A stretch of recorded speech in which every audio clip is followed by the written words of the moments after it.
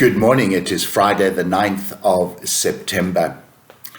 Job 31, as we read the final verses 24 through to the end of that chapter, and a brief look at Acts 15, again going toward the end of that chapter. But back to Job.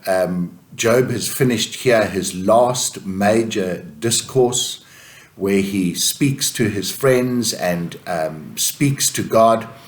This is the final last discourse. There may be a few instances where Job says a few words, but he has basically settled his argument in court. We might say, nothing further, my lord, and then sit down. Your defense is now complete.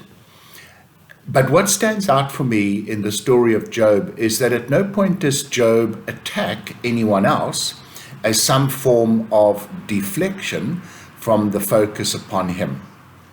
He is admitting all along his human frailty and his human sin, but he is saying that the punishment that has been inflicted upon him seems to be way more disproportionate to what he believes his sin is, and he appeals for justice.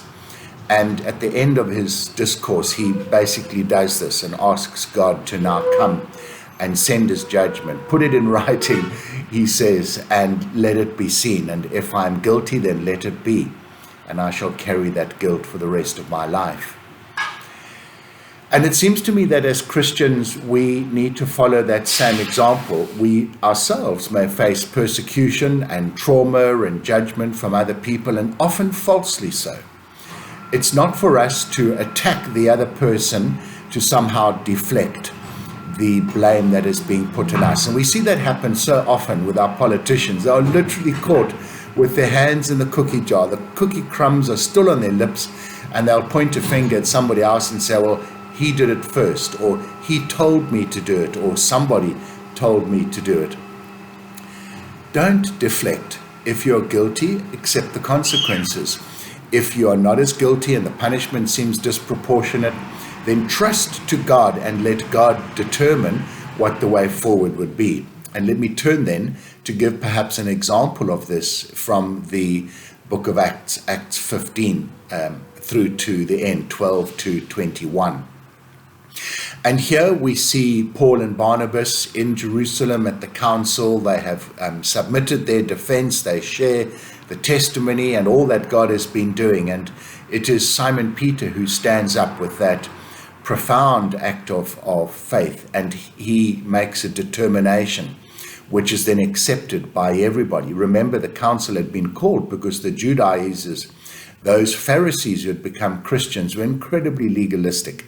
And they were demanding principally that all Christians must first be Jews and then circumcised, and then they can practice the Christian faith. But they need to do so as circumcised Jews. And Simon Peter says, but that would not be right. He, I believe, has heard God clearly, and he has made his own opinion, his judgment. I'm not sure if he simply pronounces it and everyone has to accept it, but he shares what his belief and opinion is, and it is then accepted by everybody else. Paul and Barnabas trusted to God. The church is God's church. If you are a Christian, you are a child of God. Trust to him and let him protect you. The fact that it may not happen as quickly as you would want it to happen, and it may not happen in the way that you would want it to happen, is in no way an indication that God is not present. So folks, whatever's happening in your life, trust to God.